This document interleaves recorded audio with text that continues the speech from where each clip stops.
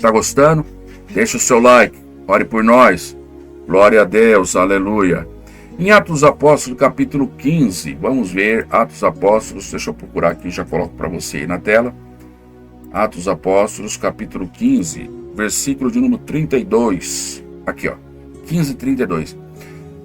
Depois, Judas e Silas, que também eram profetas, tá vendo aqui, ó, profetas, que também eram profetas, exortaram e confirmaram os irmãos com muitas palavras. Trazendo aqui um paralelo, que esse texto aqui de Atos dos Apóstolos, capítulo 15, né? É um texto que, o seu contexto trata ali das problemáticas que também Paulo e Barnabé trouxe do campo missionário, entre as dificuldades que estavam tendo entre os gentios, que estavam sendo agregados a Cristo, junto com ali os irmãos judeus, né? Os judaizantes, que eles estavam aí tentando impor também que a salvação deveria ser ali pelas práticas da lei, no que se refere-se principalmente à circuncisão e tantas outras coisas, né? E nós vamos ver que Paulo, ele juntamente com Barnabé, eles ali trazem esta causa ali para a pessoa dos apóstolos ali em Jerusalém, e que eles então estavam ali e chegaram à conclusão, né, em que deveria, na verdade, trazer, na verdade, para os irmãos que estavam aceitando a Cristo, né, não essa imposição que os judaizantes queriam, mas que também, até parecendo bem ao Espírito Santo e a nós, porque foi confirmado pelo Senhor, não lhe impor encargo algum, senão essas coisas necessárias, que está descrito aqui no verso 29, que era se abster das coisas sacrificadas aos ídolos, do sangue, da carne sufocada e da fornicação, na qual isso foi escrito aqui numa carta, e que agora, né, partindo para Antioquia, eles entregaram essa carta ali. E quando aquela igreja de Antioquia, a qual igreja foi a primeira vez chamada os irmãos ali de cristãos, quando leram, alegraram-se para aquela exortação, né? E esses que foram emissários dessa carta eram Judas e Silas, que para lá foram. Que o texto aqui, nessa passagem do versículo 32 de Atos 15, relata-nos que eles eram também profetas, e eles exortavam ali e confirmavam os irmãos com muitas palavras. Então, nós vemos que na igreja havia ali do Novo Testamento também esse ministério de profeta, não dado a todos. Lembrando por quê? Porque os dons de profecia, a Bíblia diz que era, né, que nessa lição, dentro desse tópico, o comentarista nos chama a atenção e faz essa distinção desse ministério profético com o dom de profecia, né? Porque nós vamos ver que como dom de profecia está disponível a toda a igreja, a todos os crentes.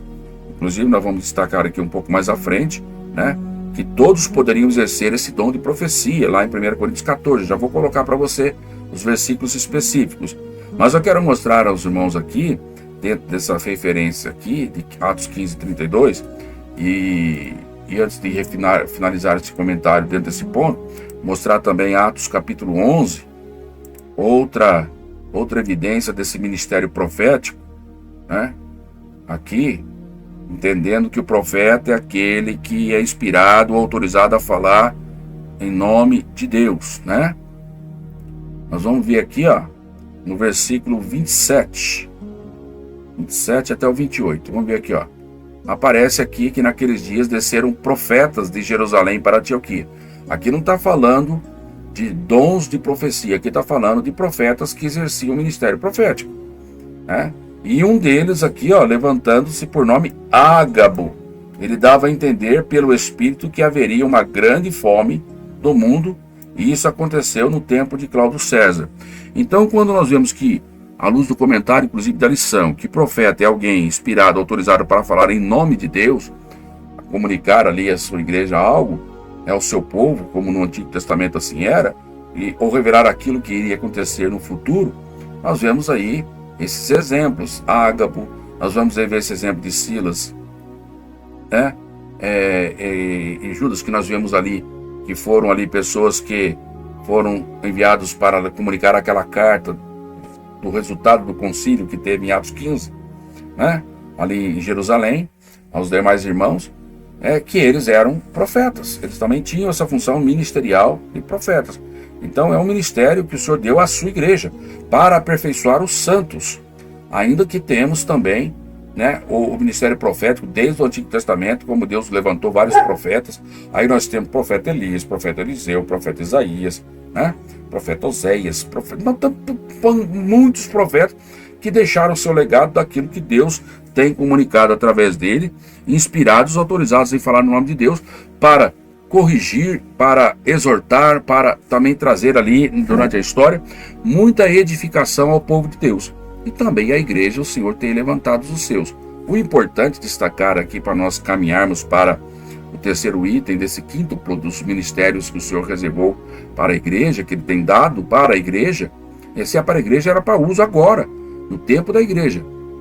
Nós estamos falando agora, falamos de apóstolos, agora nós falamos dos profetas, né?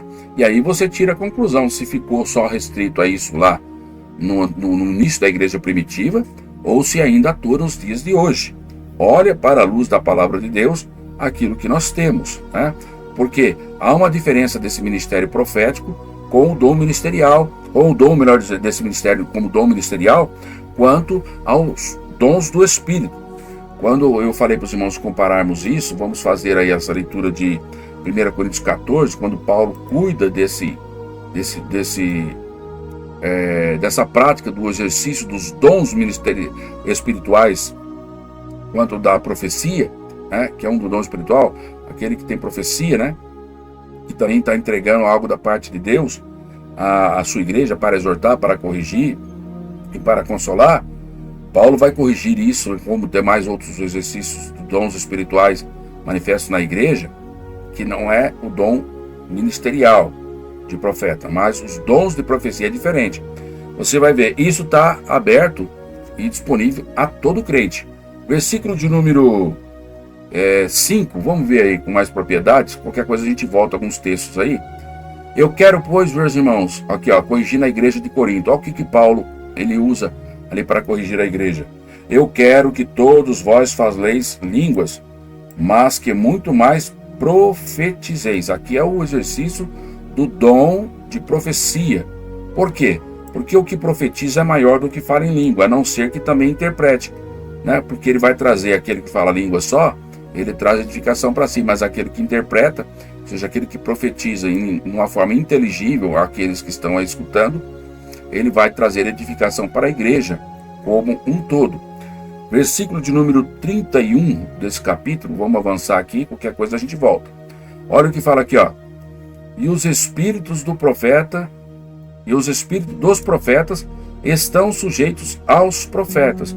Paulo está aqui trazendo à luz desse texto de 1 Coríntios 14, trazendo ordem no exercício dos dons, né, espirituais, e aqui de uma forma mais clara o de profecia, aonde ele fala aqui, ó, todos podeis profetizar, versículo 31, um depois do outro, para que aprendam e todos sejam consolados, porque se todo mundo começar a profetizar da vontade de Deus direto assim, ninguém vai entender, tem que um falar, outro espera, outro fala, né? Falar pelo Espírito Santo não é uma possessão que você fica descontrolado, não, a Bíblia fala aqui que os espíritos profetas estão sujeitos aos profetas. Deus vai falar ao seu espírito, e o seu espírito vai comunicar da parte do Senhor ali essa verdade. E aqui ele está dizendo, o espírito dos profetas estão sujeitos aos profetas. À luz de Atos, à luz de 1 Coríntios 14, versículo 32, que palavra que está grifada aí? Os espíritos dos profetas. Então você vai falar assim, pastor, existe profeta no Novo Testamento? Existe profeta no Novo Testamento. Tanto à luz do texto de Efésios capítulo 4, versículo de número 11, que é onde está o nosso textuário, que está para você aí na tela. Ele mesmo deu uns para apóstolos e outros para profeta. Então está aí esse, como aqui nesse texto em que nós estamos colocando aqui para você aí na tela, que está destacado aí a palavra profeta, como também aí em luz do texto de 1 Coríntios 14, versículo 32, palavra profeta. Qual a diferença? Ali como um dom ministerial e aqui como um dom espiritual. Ponto. É isso que precisa ser fixado. Aonde o Senhor aqui tem dentro dessa passagem, de 1 Coríntios 14 e versículo 32, que é dado a toda a igreja, mas também são chamados de profeta. A questão é diferenciar se é profeta como um dom ministerial ou como um dom espiritual. Isso é importante, que precisa ser fixado e ensinado, para a honra e para a glória do nome do Senhor Jesus Cristo. Lembrando que a profecia, aqui o cânon sagrado foi encerrado. De Gênesis a Apocalipse, temos aqui concatenado para nós, e Deus tem nos deixado esse legado que até hoje nos dirige à igreja. Usar hoje a manifestação de alguém que se intitula profeta, na mesma autoridade, pronunciar as palavras e considerá-los assim, de pé de igualdade como as Escrituras, seja isso anátema, diz o apóstolo Paulo. E a Bíblia também nos ensina isso. Ele ainda fala: se alguém vem trazer outro evangelho, ou outra palavra, outra revelação, diferente daquela que eu tenho trazido para vocês, e até mesmo eu, o apóstolo Paulo diz, porventura eu venho aí colocando que ele próprio na época, colocando que há essa possibilidade de a pessoa que outrora trouxe uma palavra verdadeira, trazer uma, em conformidade com as Escrituras, trazer da parte de Deus uma outra palavra diferente. Seja anátema, ou seja, seja ele maldito, não aceite. Então temos que entender que esse cânon sagrado foi fechado, foi fechado. E aquilo que ficou revelado para nós e declarado nas Escrituras, nós devemos aceitar. Mas como dom espiritual, nós temos sempre a primazia à palavra de Deus. Nós devemos, como o tempo ele é um grande julgador, para verificar se aquilo que foi revelado por Deus, através da boca daquele homem, realmente é ou não é da parte do Senhor, como o exercício aí de um dom espiritual hoje disponível para a igreja. Amém? Creio que possa ter ficado claro isso. Em havendo dúvida, anote. Você pode trazer aí isso em sala de aula, e com certeza os professores ali, e poderá também, pelo Espírito Santo de Deus, trazer aí outros textos que poderíamos esgotar aqui, mas ficariam muito, muito, muito longo para nós explicarmos aquilo que Deus tem colocado. Importante é que há distinção entre aí o dom ministerial profético e também os dons espirituais. Isso tem que ficar claro, o de profecia como dom de profecia, e o de ministerial, como nós já temos exemplificado os irmãos e amigos, Glória a Deus por isso. Nós estamos caminhando aí já agora para o quarto. Falamos sobre apóstolos, falamos sobre os profeta, e agora nós vamos o terceiro, evangelista. Depois vamos falar dos pastores e mestres. O evangelista, falei que eu ia colocar o textual sempre aí quando iniciar, tá aí na tela aqui, E agora, outros para evangelistas. O que são esses evangelistas, pastor, O que são esses evangelistas, Nós vamos ver aí, à luz de Marcos 15, uma referência que eu marquei aqui para trazer para os irmãos, os amigos aí. O primeiro ponto que a gente deve deixar claro, irmãos? Antes de falar sobre evangelista, eu deixei esse texto, é um ponto que a gente tem que deixar claro. Porque muitas pessoas falam assim, mas assim como outros confundem o dom de profeta, com os dons de profecia, alguns confundem aí esse dom ministerial de evangelista com essa passagem de Marcos 16, 15. Eu quero deixar bem claro aqui, Essa mensagem foi tida para quem? Foi mandada para quem? O Senhor chamou os seus discípulos, ainda que aqui foi o momento que ele apareceu aos 11, quando ele estava sentado, depois que lançaram no rosto deles a incredulidade deles, por eles não terem crido naqueles que haviam visto já Jesus ressuscitado. No versículo 15, o Senhor Jesus Cristo ele começa dizendo para eles: ide por todo mundo, pregai o evangelho a toda criatura. Se esse ministério fosse ficado somente na mão dos 11, porque Judas tinha ido se enforcar, e ficasse só aos apóstolos, né? E ninguém mais precisasse falar, eles precisariam estar vivos, até hoje. Perderia o sentido. Mas esse texto aqui, ele fala: ide por todo mundo, pregai o evangelho a toda criatura. Nós temos isso aí amplificado para nossas vidas. Depois eu volto aqui, mas eu quero mostrar para você aqui em Atos 1:8, aonde não estava só os 11 esperando em Jerusalém. Atos 1, vou apresentar para os irmãos aqui, 8.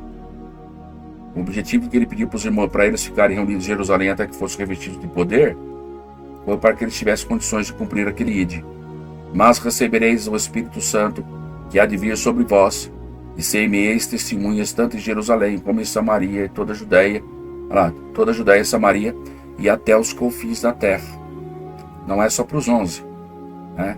Porque esse poder daria o dinamismo para realizar esta obra.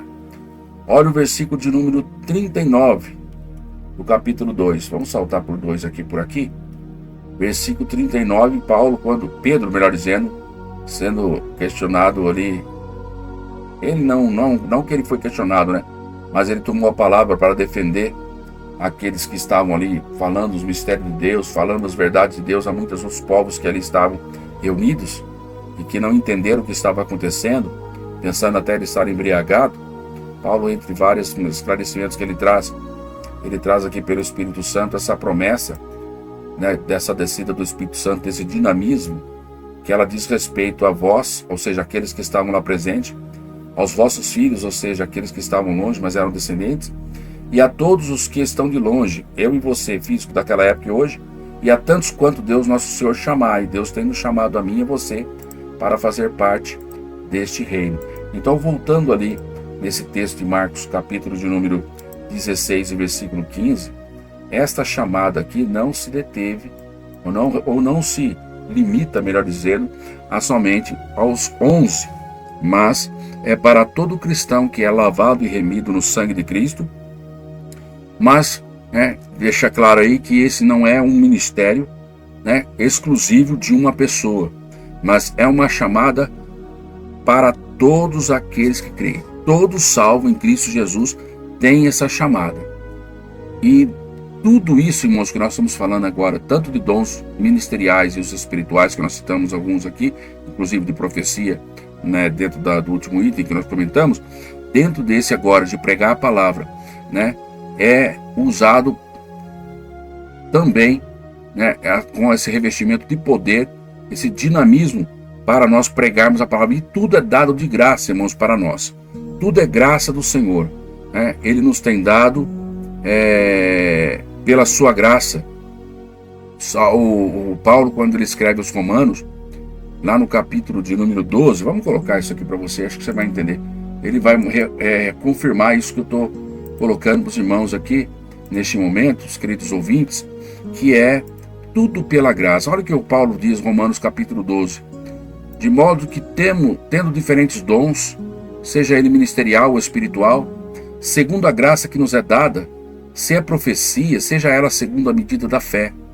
Se é ministério, olha o versículo 7 aqui, e esses ministérios são esses, irmãos, seja do apostolado, o profeta, né, ali da igreja primitiva, seja o de evangelista que nós estamos falando, seja, né, o de pastor, o de mestre, que nós vamos ainda abordar com mais detalhe. Ele fala aqui, se é ministério, seja em ministrar, se é para ensinar, se é para ser ensinar, ele está falando aqui dos doutores, que haja dedicação ao ensino, né? Se é a parte se é de exortar, use esse dom em exortar.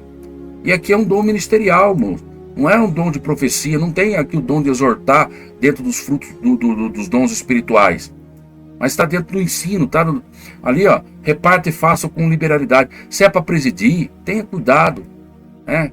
O Senhor tem chamado pessoas aí para presidir a sua igreja, né? Tem aí os pastores que exercem isso aí. Faça aí o que exercita a misericórdia, inclusive, exercita com alegria. Ou seja, ele chama tudo isso aí de dons. E quando Paulo está ensinando aqui em Romanos capítulo 12, ele está trazendo para nós Eu vou ler aqui na Bíblia de Estudo Pentecostal, né, física aqui, onde tem aqui os títulos, né, as epígrafes, que Paulo está falando da consagração a Deus, da humildade e da fidelidade no uso dos dons, né? Então, se você pegar aí e tivesse paciência de estudar e fazer uma leitura, vai lendo aí, vai até o versículo 21 ao menos, você vai ver ele ensinando aí que, nossa, o corpo é um só, é de Cristo, e que nós somos compostos de diversos tipos de membros, e nem todos os membros, irmãos, têm a mesma operação. Por isso que você vai ver que Deus ele tem chamado os seus dons ministeriais, reservado aí para os seus servos, né? E você não vai ver apóstola, você não vai ver, né, dentro dos dons de profetas aí, usados por Deus, né? E não vai fazer distinção de sexo masculino ou feminino, mas você não vai ver evangelista, você não vai ver pastores, e aí você já tem um masculino e feminino melhor colocado, você não vai ver pastoras, você não vai ver aí doutoras, você vai ver aí, né, ministério específico dado a homens. Você vai ver depois, mais na frente, nós vamos falar de Paulo corrigindo diáconos e presbíteros, né, em que ele deve ser marido de uma só mulher. Você não vai ver ele falando que as presbíteras, os evangelistas, ela tem que ser marido de um só homem. Você não vai ver, você vai ver esses dons ministeriais direcionados aos homens da igreja do Senhor, e tendo sim as mulheres, né, como um ministério excelente, auxiliando o seu esposo dentro desse ministério. Nós vamos ver Jesus dando valor ao ministério das mulheres, inclusive elas ajudaram muito dentro do ministério particular de Cristo, ajudando com as suas fazendas. Nós vamos ver mulheres também no Antigo Testamento que Deus usou, né? Ruth, Débora, Radassa, que é a rainha Esther, bênçãos, mas não como dons ministeriais no Novo Testamento, que é o que nós estamos estudando, porque vai surgir, eu acredito eu, né, é inevitável, dentro do ministério da igreja, esse comentário, ainda que a revista aqui, ela não alude a isso, né, principalmente nessa parte eu quis falar aqui nessa parte desse comentário, desse dom ministerial de evangelista, porque você vai observar em igrejas co-irmãs, né, dentro do ministério da Assembleia de Deus, que tem já essa como dizer, consagração a evangelistas. A ministério do Belém ainda não conserva isso, não. Dentro da palavra de Deus, à luz aí desse entendimento que eu estou trazendo aos irmãos, né? E eu não vou abordar aqui, criticar se é pecado, não é isso. Nós estamos colocando aqui, dentro do dom ministerial da igreja, essa prerrogativa, né? Se estás em vós doente, quando vamos ver mais à frente aí a função dos presbíteros, chame os presbíteros da igreja para que unja com óleo, se houver, né, e a oração da fé sarará o doente, se houver até pecado, eles serão perdoados. Nós vamos ver dentro desse exercício os exemplos bíblicos exercidos ao presbitério, a homens, que Deus colocou isso. Mas há aqueles de denominações também de co-irmãs que já estão também. E você vai ver isso aí, e não se escandalize por isso, e isso com certeza vai surgir um comentário dentro da aula, e eu espero que Deus lhe dê graça e sabedoria para que você possa abordar essa situação com toda calma, com todo entendimento, mostrando o que a Bíblia tem de exemplo para nós. Amém? Não, o objetivo nosso não é apontar que A e B está fazendo errado, tal, mas mostra o que a Bíblia diz. Quanto ao quem faz ou quem cumpre, né, nós vamos ver vários outros exemplos que o apóstolo Paulo traz no Novo Testamento, em que você vê que não é doutrina, mas ele usa a expressão. Ora, né, como por exemplo, vou pegar uma passagem aqui, não vou trazer em referência para não demandar muito tempo, mas você vai ter, por exemplo, uma passagem quando Paulo vai explicar a respeito que não é, que melhor dizendo, é honroso, né, a mulher, ou não é orar ou buscar a Deus de cabelos crescidos, né, porque Deus lhe tem dado, ele vai falar lá, o cabelo no lugar do véu, né, e aí entre outros vários ensinos que ele vai trazer, né, como também ao homem, não é honroso ele orar, né, de cabeça coberta.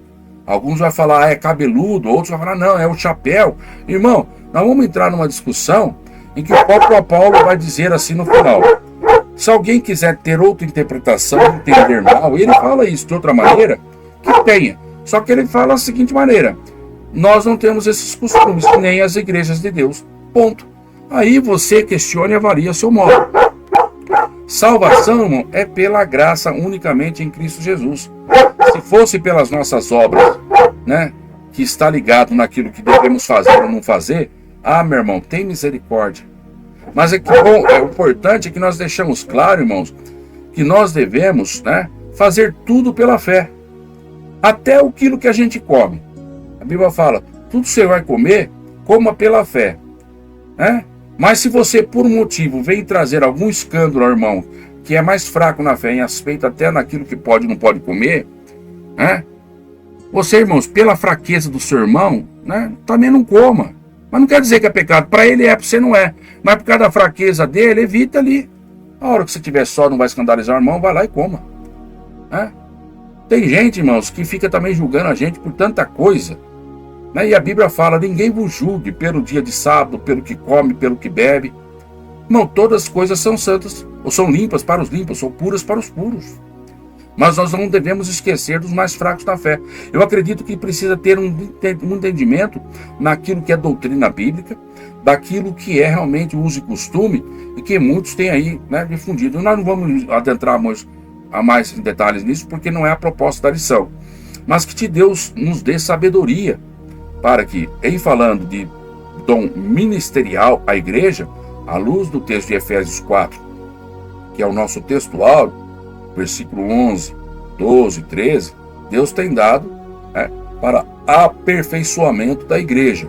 E na sequência dos tópicos posteriores, quando vai falar de pastores e mestres, nós vamos ver aí, né, pastores. Né? Não é aqui uma palavra que remete aí duplicidade de gênero, mas mostrando aí a homens como o pastor, sumo pastor que Cristo é. Vamos ver aí mais à frente a palavra também presbítero, trazido aí como uma palavra traduzida do grego como anciãos, não anciãs. Então que fique claro isso, né, irmãos? Vamos ficar com a Bíblia. Quem quiser agir da tua maneira, fica a critério dele, né? É uma situação não que a Bíblia dá essa liberdade, mas nós entendemos assim à luz da palavra do Senhor. Basta já a mulher o serviço de auxiliar dela dentro da casa do Senhor, naquilo que ela já exerce. Muitas vezes nós, até mesmo da igreja no Belém, acabamos por respeito ou consideração, colocar, né, ou chamar a esposa do nosso pastor ou pastora, né? Mas é um ato de respeito, não vejo nenhum mal nisso.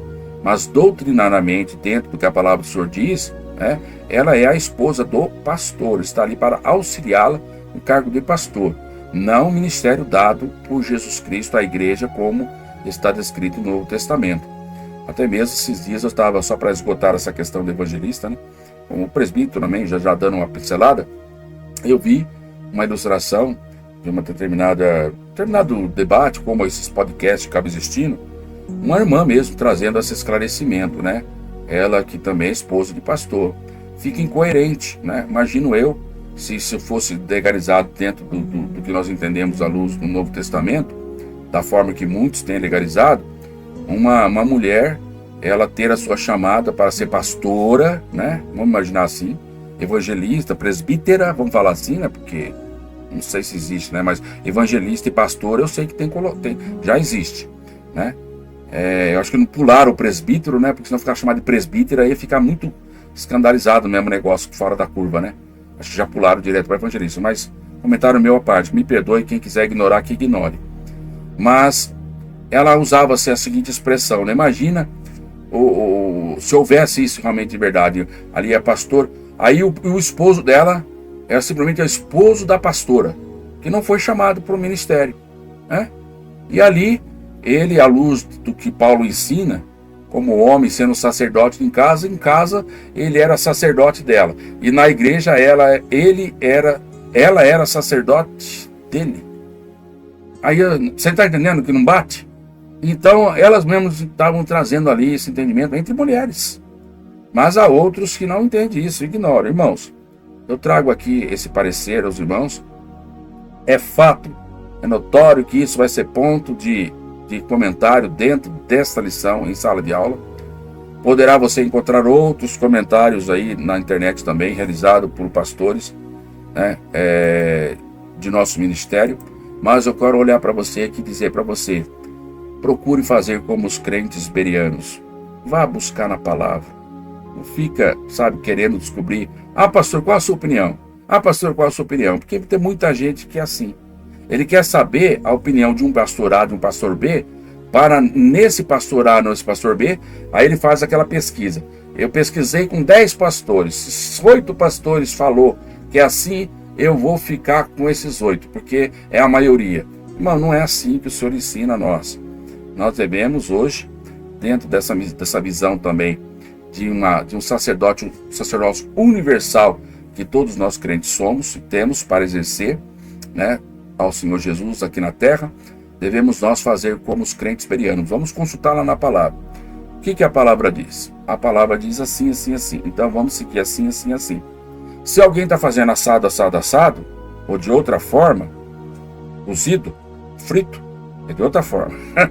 Os irmãos entenderam a metáfora e nós vamos seguir aí para a honra e glória do nome do Senhor Jesus.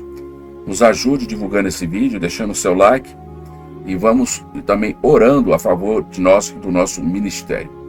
À luz do entender, vamos ver pastores e mestres, que também vai aí aparecer. Temos aí São João capítulo 21, né, um texto a ser colocado.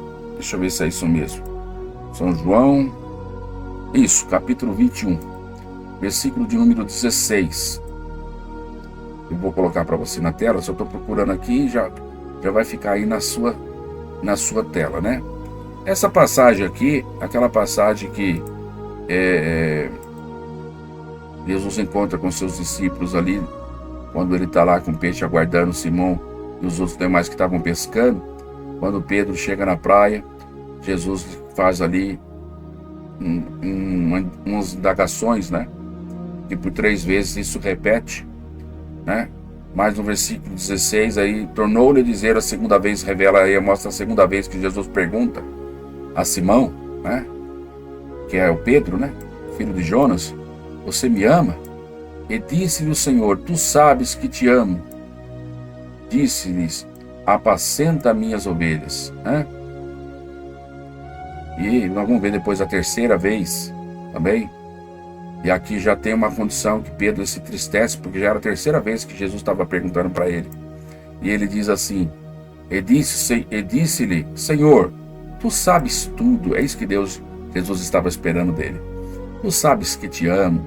Ou seja, quem sabe é o Senhor tudo. Mas ele fala: Senhor, fala para ele: Pedro, apacenta as minhas ovelhas.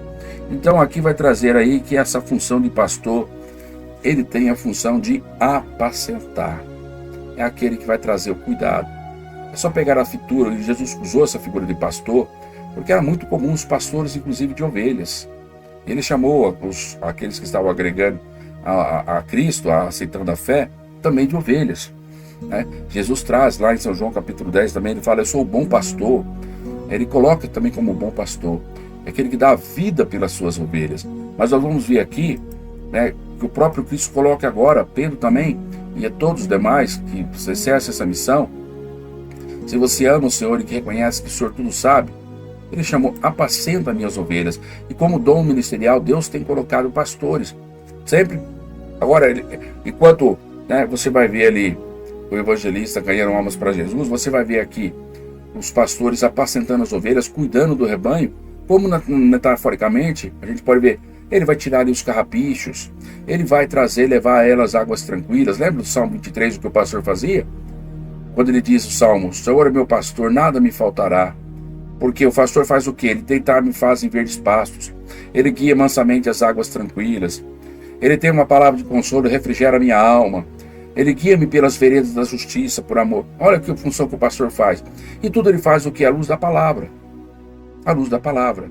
Então o ministério pastoral, meus irmãos, ele existe dado a algumas pessoas específicas para exercer esse ministério, né? Assim como o Senhor também tem dado aí o de mestres, que está mais voltado aí para a área do ensino.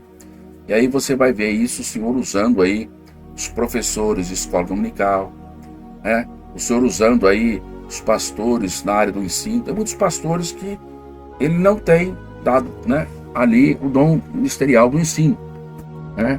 no sentido domiciliar, não é um doutor na palavra, mas ele é um bom pastor, né? E você vai ver pessoas aí que não estão muitas vezes na direção das igrejas, não estão pastoreando a igreja, mas são doutores na palavra, são mestres, e que o Senhor tem chamado, independente da função, como todos esses aí que nós estamos chegamos no dom de mestre, que é o quinto, que eu já estou comentando com os irmãos, que são aí todos voltados para o quê? Para o aperfeiçoamento dos santos. Quando nós colocamos aí a luz de Efésios, eu vou colocar para você na tela, né? Capítulo 4, que é os dons ministeriais que nós estamos falando, versículos 11, 12 e 13, por exemplo, eu vou colocar aqui, ó. Vou ver se eu consigo colocar tudo de uma forma bonita aqui, ó, para apresentar para você aí na tela. Vamos colocar um formato maior aqui. Deixa eu trocar a imagem para ver se amplia esse texto. Aqui diminuiu. Deixa eu colocar uma imagem aqui. Vamos ver se aqui melhorou um pouco. Vamos deixar aqui, ó. Olha o que ele colocou para mim e para você aí, ó. Ele mesmo deu uns para apóstolos, outros para profetas, outros para evangelistas. Me perdoa os cachorros, irmãos. Outros evangelistas e outros pastores e doutores. Importante aí, ó. Ele quer e deu tudo isso para aperfeiçoamento da igreja, aperfeiçoamento dos santos, para a obra do ministério, para a edificação do que nós estamos estudando nesse trimestre, do corpo de Cristo. Até quando esse aperfeiçoamento? Qual a hora que eu vejo que eu estou calibrado, que eu estou lapidado, que eu estou moldado? Aqui, ó, é até que cheguemos à unidade da fé, ao conhecimento do Filho de Deus, a homem perfeito, à medida da estatura completa de Cristo. A meta é parecer-se com Jesus, né? Que isso fique bem claro para nós, como igreja do Senhor Jesus Cristo, nesse tópico que nós estamos estudando. Para finalizar esse tópico, ainda nós temos aqui, eu vou colocar para vocês na revista aqui, ela vai falar sobre o serviço do diaconato do presbitério, né? Nós temos também dentro da nossa ilustração aqui na revista, né? Aqui na nossa apresentação, nós falamos para os irmãos, né, a respeito aí, deixa eu avançar um pouco aqui, dentro dos nossos objetivos, né? Nós estamos aqui nesse terceiro item aqui, ó, aqui. Falamos do Ministério Quinto, porque nós passamos aí por 5 pontos. Agora tem ainda o serviço do diaconato do presbitério, que nós está sendo tratado num item distinto aqui da nossa revista, um item separado da nossa revista, mas que nós estamos aqui, ó, colocando para os irmãos, né, baseado no que a revista sugere, de guia, né? Mas você pode aí abordar na forma, desde que você trata isso nessa estrutura ministerial, né? Vai ser aceito. E no diaconato nós temos 2 referências bastante conhecidas. Uma foi falada na lição anterior, né? Em Atos capítulo 6, quando nós falamos sobre a lição de número 6, né? Tá aí na nossa playlist também. Nós falamos sobre aleluia, a igreja, organismo e organização. A leitura bíblica em classe foi Atos 6, 1 a 7. E aqui ela é colocada nesse tópico como sendo aí um material que dá sustentação bíblica para nós entendermos da chamada desse ministério que está aí. Está um pouco lento aqui porque isso é da internet, mas acho que agora funcionou. No capítulo 6, de 1 a 7, você vai ver aí esse trabalho, né? Em mais profundidade você pode voltar aí a lição anterior e você vai ter uma profundidade. Mas que estão aí, como diz a revista, foram instituídos no sentido aí de estar aí servindo a igreja, né? Tem uma informação adicional na revista que mostra aí no sentido do verbo diaconeio, que é de servir, que acontece aí 37 vezes ao longo do Novo Testamento. E esse significado aparece aí em Atos 6:2, né? Onde nós aprendemos bastante na aula passada. Aqueles que vão estar servindo aí ao Senhor e lá, né, servindo as mesas. E do grego diaconia, ela aparece 34 vezes, né, nos textos neotestamentários, né? Também aparece no sentido de servir aí nesse texto de Atos 6:1. E à luz do contexto de Atos 6, nós vamos observar o diácono era aí um homem dedicado a estar aí atendendo a esfera social da igreja, servindo as mesas, né, trazendo ali a eles o auxílio. Quando nós temos então agora os presbíteros, nós vamos ter aí, do grego, né, também conhecido como anciãos, né, acontecendo aí 66 vezes. Vamos ver dois textos, Atos 14, versículo 33. É um deles, deixa eu ver se é isso, não. Versículo 23, perdão. Atos 14, 23. Ele vai aparecer aqui, ó. E havendo-lhes comum consentimento, né, elegeu ali anciãos em cada igreja, orando com jejuns, e encomendaram ao Senhor em quem haviam crido. Então, Paulo e Barnabé, quando nas suas viagens missionárias, ali onde estiveram pregando a palavra do Senhor, né, trazendo toda aquela experiência, você vai observar que depois que eles ali haviam fundado a igreja, eles, por consentimento mútuo ali, elegiam anciãos da igreja, né? Até mesmo os irmãos tinham participação nisso. Nós vamos, na lição anterior, se você voltar e pincelar um pouco sobre alguns tópicos que nós citamos, você vai extrair dali esse ensino em que é um modelo de muitas igrejas, como dentre o assunto que nós estudamos na lição passada, que existem, né? Dentre as episcopais, as congregacionais, enfim, você vai observar ali este modelo de ter anciãos ali na sua igreja, que também é o mesmo entendimento de presbíteros, né? E que tomam as decisões nas igrejas locais, né? Outros vêm, né, de um sistema mais híbrido, como a nossa igreja Assembleia de Deus Ministério Belém onde tem ali o modelo episcopal e o modelo congregacional também inserido dentro da sua forma de governo, de gestão, tá? Mas é um assunto que você pode voltar na lição 6 se quiser se aprofundar. Aqui, o importante é você destacar que Deus chamou também homens, ele separou com essa missão de presbítero para estar aí presidindo as igrejas na qual o apóstolo Paulo e outros ali fundaram durante os seus ministérios. Temos uma referência na lição ainda, Atos, nós podemos trazer rapidamente, sem perda de tempo aqui, Atos 20 e 17. Vamos ver o que coloca aqui em Atos 20 e 17.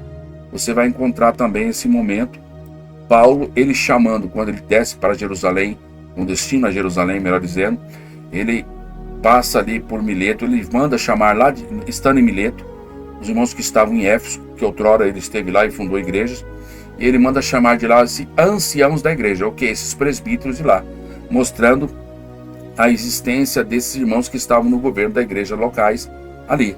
Lembrando que ele chama esses irmãos para que eles pudessem saber ali aquilo que de alerta, como o bom pastor Paulo era, né, também, né, não só um doutor, mas um bom pastor, para que eles pudessem ali, né, eles estavam ali, eles estarem preparados contra aí os ataques, né, dos lobos que deveriam surgir de fora e levantar-se dentro das igrejas. Olha o que o versículo 30 ele fala: porque dentre vós mesmos se levantarão homens que falarão coisas perversas para atraírem os discípulos após si. E ele fala ainda no versículo 29, antes ele falou assim, porque eu sei que depois da minha partida entrarão no meio de vós lobos que não perdoarão o rebanho.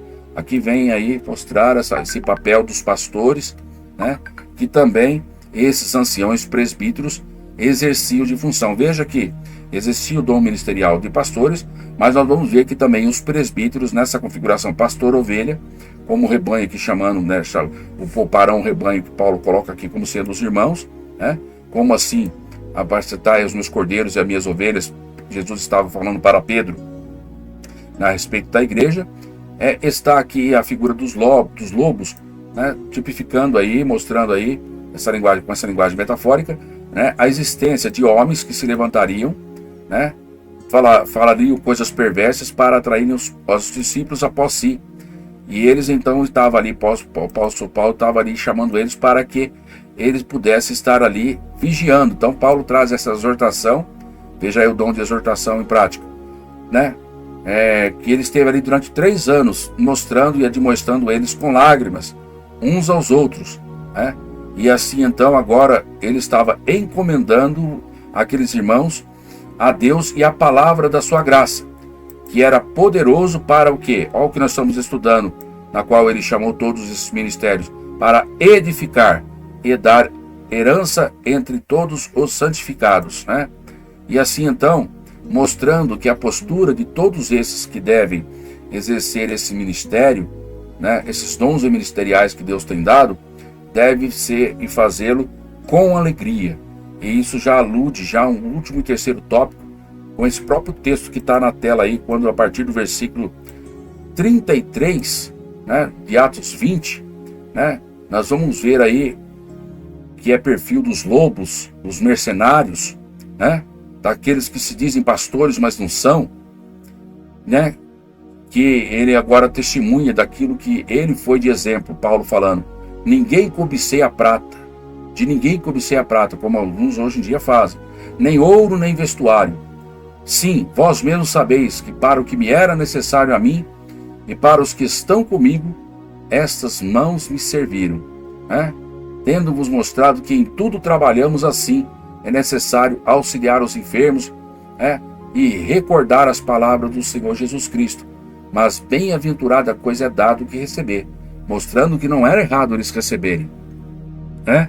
Porque o Senhor mesmo diz que o obreiro é digno do seu salário, mas ele estava aludindo aqui a pessoas que estavam ali abusando, né? Como existe nos dias de hoje, daquilo que Deus tem dado até os seus mais servos mais humildes e necessitados, né? E é por isso que Paulo se colocava de joelhos ali e orava por eles, para que pudessem ali então serem eles corroborados da plenitude do conhecimento. Ele declarou isso em outras cartas também, né? Para que todos eles fossem ali revestidos de um conhecimento. Ele fala corroborados da plenitude do conhecimento de nosso Senhor e Salvador Jesus Cristo, e inclusive de inteligência espiritual, né? Ele fala isso aos irmãos lá, quando ele escreve aos irmãos de Colossenses, né? Aos Colossenses da igreja de Colossos, né? E assim então nós vamos partir para agora o terceiro tópico da lição, né? Vou colocar aqui na apresentação para vocês, vamos ver aí seguindo a estrutura da nossa revista. Se essa lição ficar muito longa, eu vou dividir em 2 vídeos, senão a gente mantém, né, um vídeo só. Vamos ver ainda, né? Finalizando esse item 1, 2, a gente tem então que Deus pôs apóstolos, profetas, evangelistas, pastores e mestres. Agora vamos no terceiro objetivo da lição, cumprir com esses tópicos 1, 2, 3 que está aí, esses itens, né?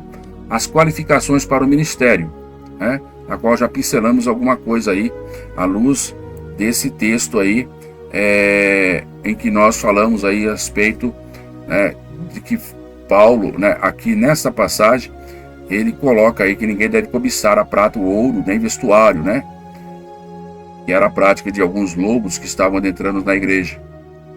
Mas vamos aí, dentro desses itens, falar aí sobre a qualificação aí, né, para o ministério. Vai ter 2 tipos, a moral e a social, né? E vamos ver aí a qualificação para essa parte do ministério.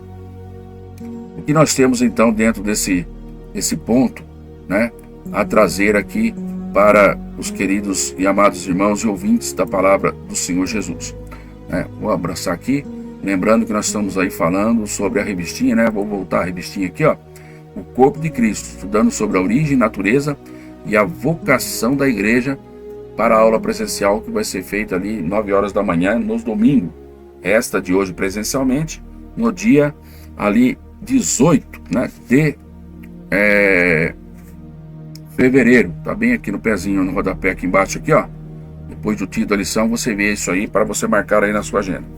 Qualificações de natureza moral. O que nós temos a dizer dentro dessas qualificações de natureza moral?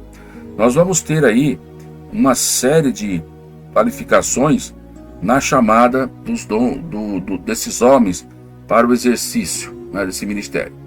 Normalmente, a Bíblia vai trazer aqui sobre os presbíteros, né, à luz dos textos de 1 Timóteo 3, Tito de 1 a 15, né, 1 Timóteo 3, de 1 a 15, Tito do 5 a 9, né?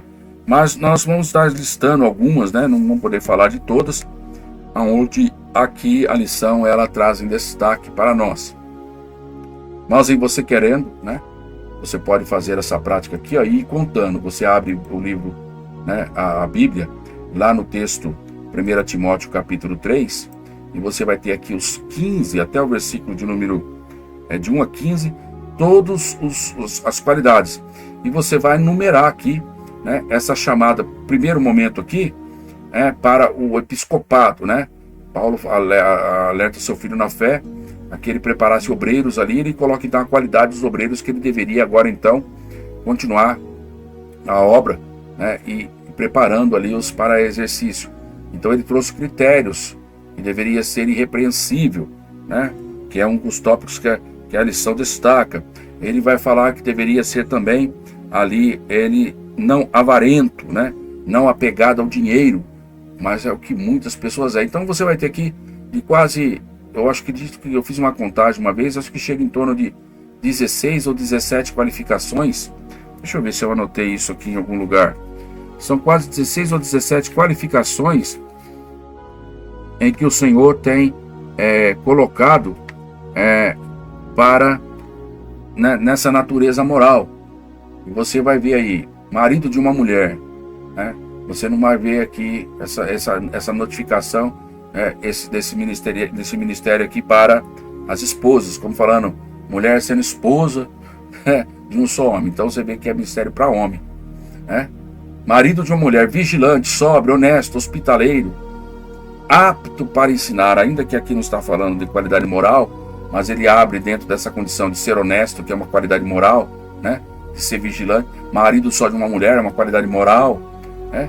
Mas ele fala aqui também essa parte de ser apto para ensinar. Quantos têm ocupado essa posição ainda? Mas ele é pastor, mas ele não sabe ensinar. Mas ele fala que a Bíblia fala que tem que ser apto para ensinar, né? Ele não quer dizer que quando Deus levanta um para pastor que ele não pode ser ensinador. Deus pode, e esse no caso deve ser, né? Paulo ensinou. Não dado ao vinho, né? São práticas aí que você vai observar em mais detalhes aí. Esse julgamento, né? Esse julgamento não, essa orientação bíblica naqueles que estão aí exercendo a parte ministerial. Não espancador. E isso não é um atributo só para o Novo Testamento. Eu estou pegando a Bíblia Sagrada aqui e Deus me fez lembrar de uma passagem em Isaías, livro do profeta Isaías. Eu tenho anotado ela aqui, deixa eu ver se é esse versículo. Versículo de número... É o capítulo 28. Eu posso até colocar na tela, mas eu vou terminar aqui para você. Mas eu localizei aqui. 28, versículo de número 7. Né? Aonde nós vamos ver aí o Senhor anunciando através do profeta o castigo ali de Efraim e de Judá por causa da sua impenitência, porque eles foram chamados, né, para fazer ali, escolhidos por Deus e estar ali, ele representando, né? Mas eles falharam, né? Eles falharam nisso. E o Senhor então ele deu ali a tribo de Levi essa função sacerdotal, mas nós vemos a chamada ali de toda essa nação, né, para liderar, para governar, né? Nós vemos os reis ali, por exemplo, Davi, da tribo de Judá, da onde manifestou Jesus Cristo, né, o nosso Salvador, né? Ele fala que, olha, entre vários pecados que eles falharam e erraram, né, porque o pecado é um erro, né, errar o alvo. Olha o versículo 7 de Isaías 28. E também estes, está falando desses que eu citei aqui na epígrafe, falando aí sobre os castigos de Efraim e Judá, da sua impenitência. Erraram por causa do vinho, erraram por causa da bebida forte, e com bebida forte se desencaminharam. E ele fala aqui até os sacerdotes e os profetas, e nós temos hoje a igreja exercendo isso no Novo Testamento, né? Nós temos visto na aula até agora, são absorvidos pelo vinho e desencaminharam-se por causa da bebida forte. Andam errado na visão e tropeçam também no juízo. Então você vai ver, eu coloquei Isaías aí 28, 7. Né? Você pode anotar e ler aí. Se eu não estou falando, né, aquilo, eu estou lendo aqui aquilo que está lá em Isaías. Eu deixo para você consultar isso aí. Eu tenho posicionado para você aqui na tela aqui, né, o Isaías, esses textos que nós estamos lendo aí. Eu vou voltar aqui para você, aqui ó, que ele seja não dado ao vinho, tá aqui ó, não dada ao vinho, que é o versículo de número 3. Mas você vê que essa recomendação é lá atrás. Ah, mas lá está falando sobre os reis, não sei o quê. Ué, mas em 1 Pedro 2,9 nós não somos sacerdócio real? Nós não somos reis? O Senhor não tem nos colocado como reis e sacerdotes? E ainda nessa missão futura também para o milênio? E desde já começou como sendo aqueles responsáveis, que somos tudo isso. Nação santa, povo adquirido, para comunicar o quê? As virtudes daquele que nos tirou das trevas e nos trouxe para a sua gloriosa luz. Irmãos, devemos ficar com a palavra, né? Entre outras qualificações, vamos lá, só para terminar, né? Aí, olha, não avarento, não contencioso, não entrar em contendas, né? Ser moderado, não ser de torpe ganância, não ser espancador, né? Que saiba governar a sua própria casa. Como vai ter condição de governar a casa de Deus se não governa a própria casa? Não neófito, né? Ou seja, não ser uma pessoa nova nesse ministério, mas ter experiência, ser provado. Não, para quê? Para que não ensoberbecendo, porque o novo vai se crescer. Vai permitir que a soberba tome conta da sua vida. E ele vai acabar caindo aí na condenação, né? Olha lá, e não caia na condenação do diabo. E o diabo foi condenado pela sua soberba, seu orgulho. E o Senhor, ele pede que nós tenhamos aí, aqueles que foram chamados para o presbitério, tenha essas qualificações aí morais. E entre tantas outras que você pode trazer. A revista, né? Ela traz aqui, ó, eu vou colocar mais à frente aqui, para avançar dentro dessa qualidade moral. Aqui, ó, irrepreensível. Se alguém não possui nenhuma acusação válida, olha lá, seja alguém que não possui uma acusação válida, ele está falando lá do versículo 10, né? Vamos ver aqui, ó, 1 Timóteo 3,10, vamos saltar lá para o 10. E também esses sejam primeiro provados, depois sirvam, se forem irrepreensíveis. Ele está falando dessa colocação aqui, ó, tá vendo? Nenhuma acusação válida, os que não significa uma ausência de pecado, porque todos nós pecamos, mas uma vida libada, sem qualquer acusação legítima de algum escândalo público. Os irmãos estão entendendo? Que não tenha nenhum escândalo público. E o outro item que nós vamos estar colocando aí, que também está na nossa revista aí, ó, qualificação, que é qualificação de natureza social. Vamos abordar aqui para vocês, dentro dessa prática aqui, né? Ah, eu acabei não colocando, né? Deixa eu colocar, apareceu para vocês. Vamos voltar aqui. Dentro dessa condição, eu mostrei para os irmãos. Aqui, né? Eu coloquei item 3, acho que não apareceu para vocês. É isso aqui que eu tinha mostrado para os irmãos, que é o item. Aqui, ó. Vê se aparece aí para vocês. Oh, meu Deus. Aqui, ó. Opa, aqui. As qualificações aqui, ó. 2. Qualificações agora de natureza social. Isso que eu queria mostrar para vocês. Para verificar o andamento que nós estamos aqui dentro da lição. Certo? Olha o que a lição vai estar colocando para nós dentro dessas qualificações de natureza aí social. O texto bíblico que ele sugere para nós estarmos colocando para os irmãos aqui, e que eu vou colocar aqui para você rapidamente, é um texto que está em Tito. Deixa eu preparar para vocês aqui, já coloco. Tito, capítulo de número 1, versículo de número 7. São 3 capítulos do livro de Tito, mas o versículo 7, ele vai colocar aqui, ó, essas qualificações de ordem social, né? Fazemos uso das passagens de 1 Timóteo, capítulo 3, que também traz isso, né? Mas aqui, na carta de Paulo a Tito, pronto, cheguei aqui. Deixa eu colocar agora para você. Tá aí na tela, ó. Eu vou grifar aqui para você o versículo de número 7. Tá vendo? Vou colocar aqui até numa configuração maior para que você possa estar aí lendo de forma mais amigável. Deixa eu ver se eu consigo aumentar. Um minutinho só. Uma escolha que a gente coloca aqui apresenta de uma forma melhor. Acho que aqui ficou maior e melhor para você entender. Ler, né? O entendimento, o Espírito Santo vai nos ajudando e vai fazendo te entender aí, né? Nós somos somente instrumento para reproduzir o que a palavra está dizendo. Olha, porque convém, falando, irmãos, de qualificações de natureza social, tá bom? Nós vamos ver aí ao longo das cartas pastorais, nós vamos verificar a necessidade de qualificações de natureza social. aos aspirantes do ministério. Ele não pode, nós já lemos em outras passagens, não pode ser soberbo, né? Aqui vai falar também de não pode ser arrogante, também orgulhoso. Olha o que Tito fala, a carta de Paulo a Tito, no versículo 7 fala: convém que o bispo seja irrepreensível, como despenseiro da casa de Deus. Aqui ele fala de forma bem clara: não soberbo. Em Timóteo fala não exorbecendo, né?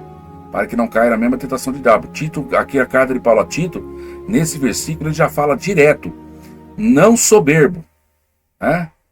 Nem iracundo, ou seja, naquele que se ira facilmente, né? Fala também aí da ira, né? Aí ele fala aqui também, né, da questão de não dar ao vinho, né? Que vai refletir, né, a sua qualidade na natureza social, porque aquele que dá ao vinho acaba provocando escândalo, né? Pervertendo, além de perverter o juízo. Nem espancador, né? Ou seja, a sua interação dentro até da própria casa ou fora, no meio, né?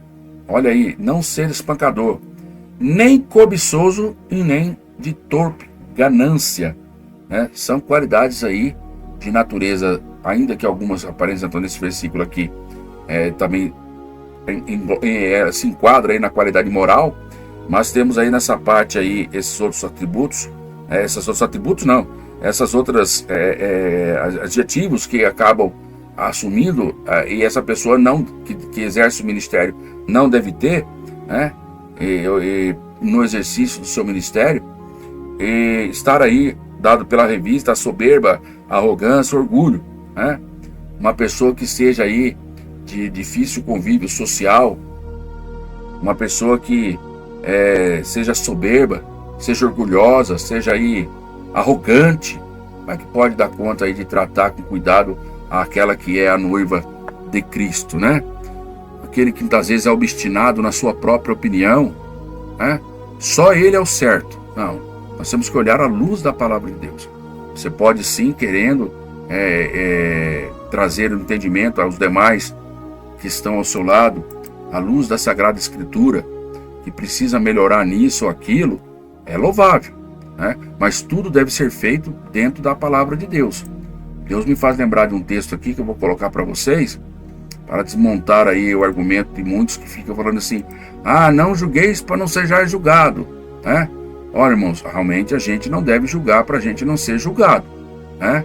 Mas em coisas que não estão, ou que são corriqueiras, mas aquilo que a palavra do Senhor nos fala, né? Que nós devemos analisar, inclusive julgar até as profecias, nós devemos julgar sim, né? E quem for julgar, a Bíblia fala: julgue conforme a reta justiça. Muitos, e por quê? Olha o que 13 de Hebreus 3 fala. E nós devemos exortar uns aos outros. E exortar é trazer uma palavra assim, de consolo, de amizade, não é só repreensão, mas muitas vezes chamar a atenção a algo que aquela pessoa não tá dando crédito, né? Deus nos tem colocado dentro desse sacerdócio universal essa missão também, né? De fazer ajustar aquele que está caminhando numa direção em que vai trazer, por consequência, um distanciamento eterno dele da presença de Deus, né? E temos que tomar muito cuidado. No versículo 13 desse Hebreus capítulo 3, o Senhor nos chama a todo cristão: exortai-vos uns aos outros todos os dias. Olha aqui, ó. Durante o tempo que se chama hoje, para que nenhum de vós se endureça pelo engano do pecado. Quantas pessoas você conhece que estão endurecidas pelo pecado? E sabe qual é a razão? A razão é essa. E muitas vezes eu e você não exortamos uns aos outros. Parece que ninguém precisa melhorar em mais nada, né? E é no tempo que se chama hoje. Deus tem nos colocado, irmãos, como verdadeiros atalaias do Senhor, para que nós venhamos ter aí, como a exemplo do que era a função do atalaia, lá no Antigo Testamento. Quem se lembra? Vamos ver lá? Olha lá, Ezequiel capítulo 3, se não me falha a memória, quando o Senhor tem que falar, cara, aqui, olha, que o Senhor tem nos chamado aí para ser atalaia do Senhor. Olha aqui, ó. Quando ele chamou Ezequiel, ele falou, e a igreja também de hoje: eu te dei por atalaia sobre a casa de Israel, e tu me ouvirás da minha boca, e você vai avisá-lo da minha parte. Você que tem recebido do Senhor o conhecimento, a revelação da palavra, o entendimento, você deve aí, quando Deus falar ao ímpio, certamente você vai morrer. E você, olha lá, e quando eu disser ao ímpio, certamente morrerás, e tu não avisando e não falares para avisar o ímpio acerca do seu mau caminho, para salvar a sua vida, aquele ímpio vai morrer na sua iniquidade. Iniquidade aqui, mas aquele pecado que a pessoa acha que já não é mais pecado. Já está tão acostumado que já não sente mais como pecado. Quando eu e você temos essa visão, como ele estava falando para Ezequiel, e a gente não avisa ele do seu mau caminho, mas ele morrer na iniquidade, aqui fala que, mas o seu sangue da sua mão eu requererei. E não adianta depois estar vindo na igreja, servindo a Deus, falando, porque muita orando, buscando a Deus, como Deus um dia falou para o povo de Israel, usando Isaías no capítulo 1, eu vou já mostrar para você, você vai ver que eles estavam com a mão cheia de sangue. Por quê? Porque eles tinham ali a responsabilidade de avisar e não avisou o mau caminho. Mas se avisares o ímpio, olha o versículo 19, e ele não se converter da sua impiedade, do seu mau caminho, aí ele vai morrer na sua iniquidade, mas tu vai livrar a sua alma. Ou seja, você não vai estar sendo responsável e não vai pagar o preço. Porque por isso, irmãos, não adianta você achar que está fazendo e não fazer a coisa completa. E ele não fala só para o ímpio, ele fala para a gente também fazer isso semelhantemente. Olha aqui a luz da palavra. Quando o justo, muitas vezes, se desviar da sua justiça. É aquele irmão que está contigo dentro da igreja, como salvo na pessoa de Jesus Cristo, e que muitas vezes ele não está andando na reta justiça que Deus mandou seguir. Lembrando que lá em Mateus 6,33, o Senhor diz, buscar em primeiro lugar o reino de Deus e a sua justiça. E muitas vezes não estamos seguindo isso, por isso não seguir não conhece. Quem não conhece, tu segue adequadamente conforme o Senhor espera que nós sigamos. E esse justo, diz aqui, Ezequiel 3, cometer iniquidade, puser diante dele um tropeço. Olha lá, cometer iniquidade. Aí, ó, e eu puser, aí Deus vai lá para tentar corrigir ele. Deus vai lá e põe um tropeço diante dele. E ele morrerá. Olha lá. E eu puser diante dele um tropeço, ele morrerá. Contudo, tu não o avisaste do seu pecado, no seu pecado ele vai morrer. E sua justiça que tiver praticado, não serão lembrados. Não adianta o cara ter sido bonzinho, mas o cara desviou. Ele vai morrer no pecado dele. O seu sangue da tua mão requererei. Mas tu avisando o justo, para que ele não peque, ou seja, exortando, para ele não endureça o coração pelo pecado, para que ele venha se arrepender, e ele não pecar, ou seja, não quer dizer que ele não vai pecar, ele não vai pecar voluntariamente, mas por acidente, mas você vai utilizar, ele vai ter ali agora a sensibilidade espiritual de se corrigir, porque aquele que pratica iniquidade, ele já perdeu essa sensibilidade, mas aquele que peca por erro, por um deslize, ele ainda tem a sensibilidade, certamente ele vai viver, se avisou, pelo Espírito Santo de Deus, se for usado, porque foi avisado, e tu livraste a tua alma. Eu disse aqui aos irmãos, no livro de Isaías, capítulo 1, que há um perigo muito grande de nós, muitas vezes, estarmos aí, fazendo esse dom. Eu estou falando isso porque nós exercemos o dom ministerial hoje, à luz do Novo Testamento, voltado nas experiências e na alusão que nós estamos tendo aqui, desse ministério sacerdotal universal, e que nós exercemos hoje no Novo Testamento, herdado, como já aprendemos desde o início da lição, pelos nossos modelos de sacerdote do Antigo Testamento. E aqui em Isaías capítulo 1, você vai ver o Senhor exortando ao povo de Israel, que ele traz a expressão a eles, aos filhos, ele fala aqui, ó, eu criei filhos, ó, ouvi, ó céus, e dá ouvido, ó terra, porque o Senhor tem falado, eu criei filhos e engrandeci-os, mas eles se rebelaram contra mim. Aí não vamos ver aqui nessa parte inicial, rapidamente, e o Senhor ainda fala que o boi conhece o seu possuidor, o jumento a mansedora, mas o povo de Israel não tinha conhecimento. Esse aqui é um perigo, irmão. Olha, não ter conhecimento. Por isso que esse canal tem o propósito de fazer você crescer na graça e no conhecimento do Senhor. Meu povo não entende, não tem conhecimento, pois já então não tem conhecimento, não vai entender. Aí nação pecadora, povo carregado de iniquidade, ou seja, de pecado que já não julga mais ser pecado, descendência de malfeitores, filhos corruptores, que deixaram o Senhor, blasfemaram do Santo Israel e voltaram para trás. Porque seríeis ainda castigados, se mais vos rebelaríeis? Por que seríeis ainda mais castigados, se mais vos rebelaríeis? Porque o Senhor diz, à luz de Levítico 26, que quando o homem desobedece, ele ainda para o seu povo, ele iria aplicar mais juízos, para que ele pudesse restaurar a vida deles. Toda a cabeça está enferma, todo o coração está fraco. Irmãos, eu vou avançar aqui. Olha o que o Senhor fala aqui. Ele diz assim, de que me serve a multidão dos seus sacrifícios? Diz o Senhor. Ele diz ainda que ele estava farto dos holocaustos, ou seja, dos sacrifícios que ele ofereciam. Quantos Deus está farto do sacrifício que hoje tem oferecido, que parece ser o sacrifício de louvor perfeito, mas estão cantando com os lábios, louvando com os lábios, mas os seus atos dizem totalmente o contrário. Aí ele diz aqui para o Senhor, para eles de Israel, traga hoje para os dias de hoje. Lá na época ele falou, estou farto dos seus holocaustos, estou farto da gordura dos animais cevados, eu nem me agrado mais do sangue dos bezerros, e nem dos cordeiros e dos bodes. Vocês aparecem perante mim, quem requereu isso das vossas mãos, que vocês pisassem no meu santuário? Irmãos, não, ele vai lá para eles, não tragam mais ofertas vãs. Não adianta você ofertar. Segura aí. Incenso para mim é abominação. Até as orações, muitas vezes passa a ser abominação diante de Deus.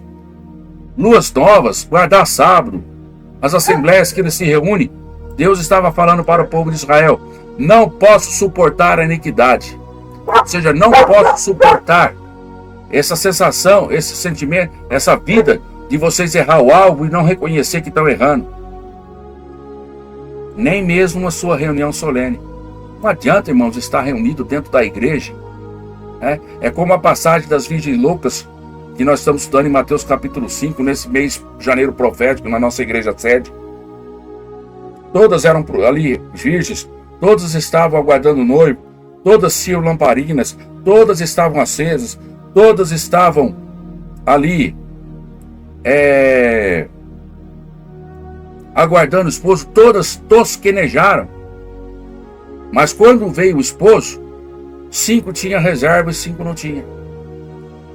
5 preferiram na sua trajetória estar com as 2 mãos ocupadas. Lamparina acesa numa mão e na outra tinha o azeite ali em reserva.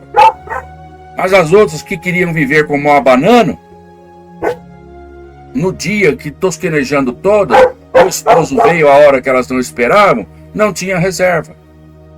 E aí queriam tomar das outras. Não, para vocês comprar. Mais tardando o esposo, o que foi que aconteceu?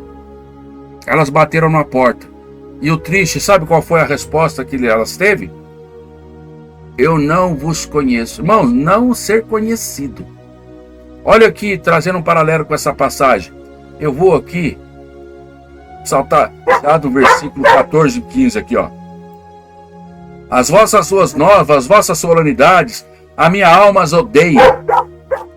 E são pesadas. Já estou cansado de as sofrer. O povo que serve ao Senhor de forma qualquer faz o Senhor sofrer.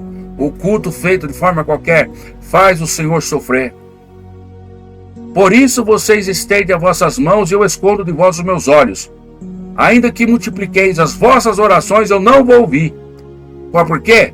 Porque as vossas mãos estão cheias de sangue. Faz um paralelo com a passagem de Ezequiel capítulo 3 de Atalaia, em que eu e você muitas vezes nos pegamos omissos na nossa forma de ser. Irmãos, eu vou finalizar aqui. Nós temos responsabilidades diante do Senhor. Eu acredito que nessa lição nós vimos aí esse ministério dado da parte de Deus para a nossa vida. A doutrina do sacerdócio universal do crente é inteiramente bíblica. E a responsabilidade é de todos nós. Nós poderíamos falar aqui sobre muitas coisas a mais que Deus tem colocado para nós como responsabilidade. Como, por exemplo, de sermos embaixadores de Cristo, de Deus aqui na terra. É como se Deus rogasse por nós, assim como Ele estava em Cristo reconciliando o mundo com Deus, ele diz para nós, para que nós venhamos também trazer esta palavra da reconciliação que ele colocou em nós para as demais pessoas. E trazendo esta palavra de reconciliação dentro da revelação das Escrituras que ele tem colocado para nós. Então, irmãos, todo crente ele tem esse privilégio, não tem outra palavra. Eu uso a mesma palavra que o comentarista traz aqui, né? Assim Deus tem dado à sua igreja. Seja você através dos dons espirituais ou dos dons ministeriais específicos, ou desses dons universais, desse sacerdócio que o Senhor tem dado à sua igreja. Que o Senhor possa nos achar, irmãos, ocupados na sua obra, né? Sabendo que a promessa que ele tem para nós é a mesma que ele um dia usou o apóstolo Paulo, lá em 1 Coríntios. Eu quero finalizar lendo isso com você aqui. 1 Coríntios, capítulo de número 15. E nos últimos versículos desse episódio, eu já vou estar colocando para você aqui, para finalizar essa reflexão aqui, para a honra e glória do nome do Senhor Jesus. Dizendo, para mim e para você, com grande alegria da parte do Senhor. Olha aí, eu vou colocar para você na tela. Vou até ampliar aqui, ficar melhor. Ele diz assim: meus amados irmãos, as palavras finais que eu deixo para você nessa reflexão. Sede firmes e constantes, sempre abundantes na obra do Senhor, sabendo que o vosso trabalho não é vão no Senhor. Glória a Deus por isso. Então, chegamos aqui a essa reflexão abençoada da parte do Senhor. Chegamos a essa parte final. Que Deus te abençoe e que você possa estar conosco numa próxima reflexão, assim Deus permitir. Fique com Deus. Até breve.